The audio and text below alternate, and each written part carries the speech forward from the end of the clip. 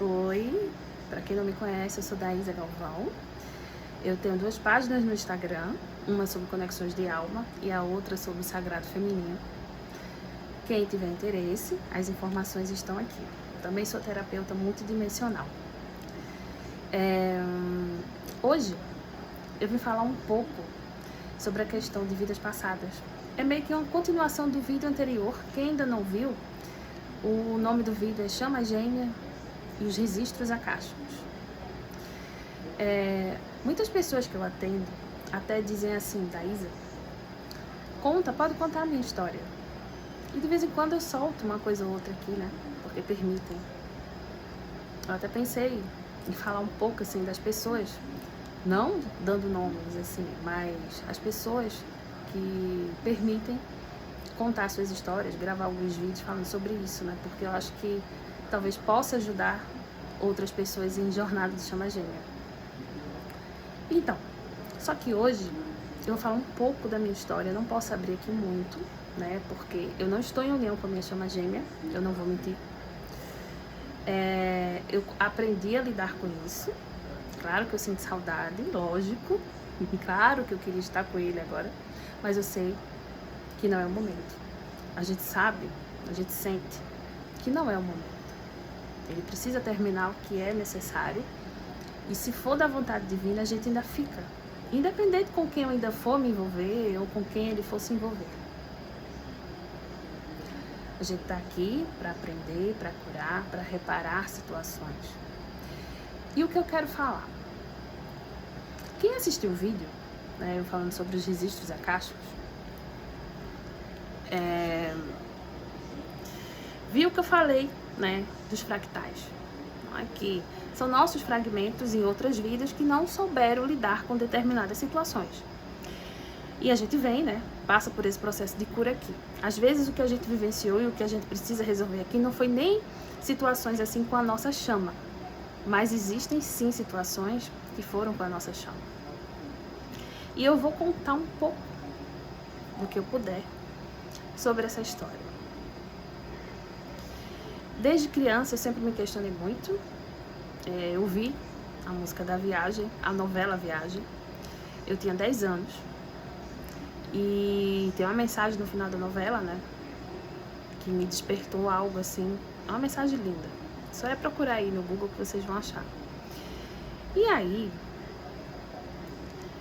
a música sempre me encantou. Aquela música perfeita, né? Da banda Roupa Nova. Eu amo aquela banda. E aí, eu sempre tive queda por homem loiro. Não é preconceito, é apenas algo que chama, sabe? Eu não sei explicar, mas da mesma forma que tem pessoas que amam, sentem atração por outro tipo físico, né? Isso aí a gente não consegue controlar. E nos meus sonhos, tanto é que eu sempre fui louca por Leonardo DiCaprio, Nick Carter, dos Backstreet Boys. E eu não entendia. Até que eu nunca fui muito de me envolver, né? Eu nunca fui de estar me envolvendo, né? Assim, eu nunca senti a necessidade, me encantava pelas pessoas, só que quando eu via que o homem não queria nada sério, né? Ou então ele saía do meu caminho de alguma forma. Enfim, então eu sempre acreditei no amor. Passei por processos de curas também muito fortes com relação a isso, quando era mais nova. Mas o fato eu sempre tive sonhos, né, com vidas passadas, com minhas vidas passadas, situações. Até que eu entrei num relacionamento kármico que durou alguns anos. E sabe quando a gente tá naquele fim de relacionamento que a gente enxerga, mas a gente não consegue deixar? Meio que tem uma prisão ali. E eu tinha jurado amor eterno a ele, tipo, um contrato. Então eu tava aprisionada. Eu tava cega. Hoje, muitas pessoas dizem pra mim que muita gente se questionava por que eu estava naquele relacionamento. E não era diminuindo ninguém não, viu? Mas eram por situações e atitudes realmente fortes, densas. E às vezes a pessoa está num relacionamento kármico e não enxerga. E eu sempre fui espiritualizada, sempre busquei, comecei a ter as minhas respostas, e quando eu comecei a ter as minhas respostas, a minha chama apareceu. Não vou dizer em quais circunstâncias nem como, porque se eu falar aqui eu posso comprometê-lo. Envolve muitas pessoas. E é engraçado porque ele levou a minha vibração, mesmo estando inconsciente. Ele me olhava, não tirava os olhos de mim, eu ficava com peso na consciência. A gente não se envolveu ali. E ele também num relacionamento, e eu com peso na consciência. E aí eu fui enxergando, a espiritualidade foi mostrando, e eu fui me liberando daquele relacionamento kármico, abusivo. Não tinha agressão física, porque ele não era louco, mas era abusivo. Narcisista. E quando a gente passa por situações assim, a gente quer viver, né, mais livre. Ainda mais eu que sou geminiana. Desculpa aqui o balançado, que eu tô fazendo umas arrumações aqui. Tô sem canto fixo pra gravar. Mas o fato é que começou a aparecer um homem loiro pra mim em meditação. À mesma época que a minha chama gêmea estava aqui, fisicamente comigo. E, para resumir melhor a história, senão o vídeo vai ficar muito longo, era um fractal da minha chama gêmea, me mostrando a aparência física dele em outra encarnação, em que a gente não conseguiu ficar junto. Numa encarnação na Idade Média, em que a gente se conhecia desde a infância, que a gente cresceu junto, se apaixonou, a gente vivia nosso romance, até que um dia nossos pais fizeram a gente se casar com outras pessoas. Eu era bem rebelde e revoltada. E ele o racional, né? Só que ali, naquela época, a gente acabou se entregando, né? Sei que vocês me entendem, um ao outro antes de casar. Ele, tudo bem, né? Homem, principalmente naquela época, né? Mas ali eu vi casando. E foi horrível. E ele também me viu casando. E o que acontece depois é que quando eu casei ali, aquele meu fractal, quando foi na noite de núpcias, fugiu pra floresta. E o marido, muito mandão, tinha poder, porque ele achava, né, que tinha poder por causa do dinheiro. Me perseguiu a cavalo todo de preto, eu lembro disso, eu vi isso com 14 anos.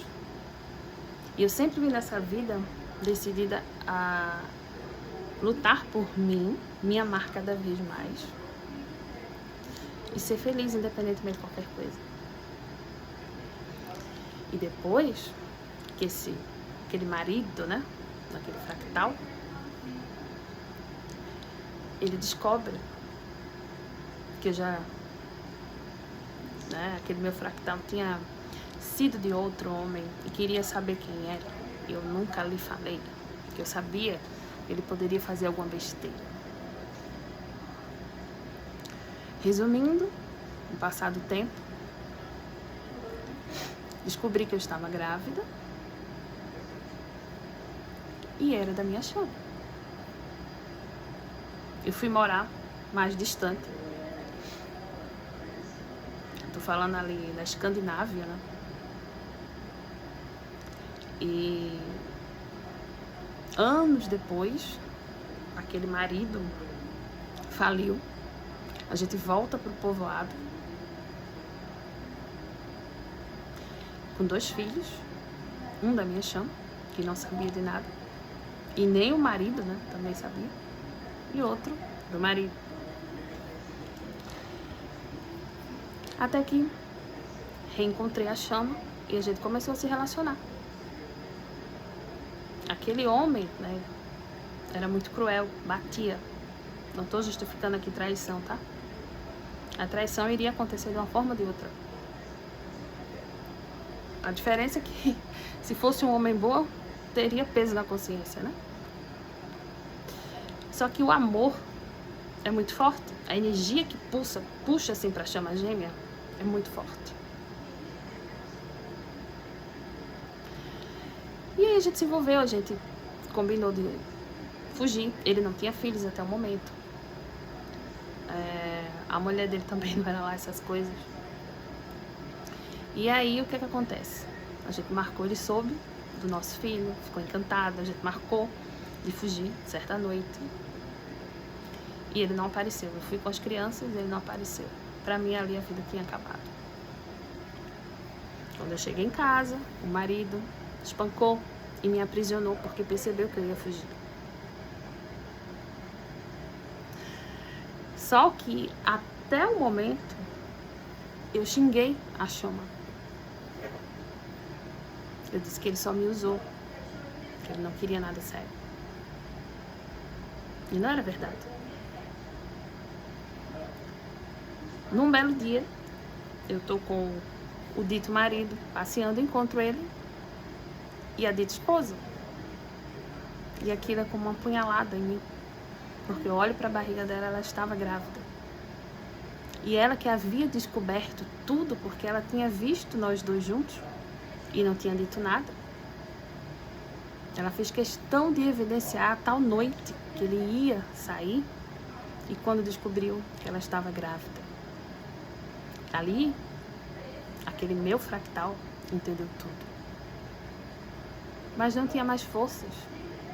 Estava numa depressão profunda, a noite escura da alma com depressão. Não comia, estava muito fraca. E quando os dois se despedem, um vai olhando para trás, olhando para o outro. E ele ainda sinaliza para ela que não teve como avisar. E de fato não teria como avisar, mandar alguém, porque ia ser suspeito. O marido, aquele homem que tinha sido meu marido, era muito violento. Ali, aquele meu fractal, melhor falar assim, entendeu. E os dias foram passando. E aquele meu fractal acabou desencarnando. Lamentou os filhos que deixou, né? Quando chegou no plano espiritual, lamentou os filhos. E a chama ficou destruída. Começou a beber. E não foi um bom pai. Não foi um bom marido. Não deu a assistência necessária. Então, a esposa acabou tendo a criança e os dois morreram no parto. Isso eu não soube de uma vez. Pouco a pouco, durante toda a minha vida, lá quando eu tinha 14 anos, foi quando eu tive a primeira visão. É tudo um quebra-cabeça, a gente só sabe daquilo que a gente está pronto para descobrir. Hoje, quando a gente se reencontrou, né, há alguns anos, os dois no relacionamento e a gente não se envolveu. Porque se a gente tivesse se envolvido, poderia repetir tudo outra vez. Repetir uma situação para ver como seria o nosso posicionamento. E eu não tô aqui endeusando ele, não. Nem me endeusando, muito menos isso. Eu sou humana, né? Mas a gente não conseguiu se envolver. E não teria como a gente se envolver naquele momento. Porque a gente teria estragado tudo. Mas sabe quando é que você olha nos olhos de uma pessoa e vê a compreensão, vê o amor? Você sente o amor ali e tudo se transforma, é como um combustível. Tudo tem uma razão de ser. Hoje, ele é um ótimo pai. E eu já vi, pessoalmente, a família toda. E sabe quando você olha para alguém E sem sentimento de posse, sabe? Você não sente nada. Você vê ali com a esposa e é como se não fosse nada, sabe? E você tem a plena convicção que ele é seu, no bom sentido, né? Que um pertence ao outro, que ele tá ali só cumprindo a missão dele. Você se orgulha da sua contraparte. Eu sei que é difícil, dá um nervoso, mas se você olha nos olhos, nossa, é um amor que ele só cresce. Um dia ele vai ver esse vídeo aqui. Eu quase falo o nome dele aqui agora.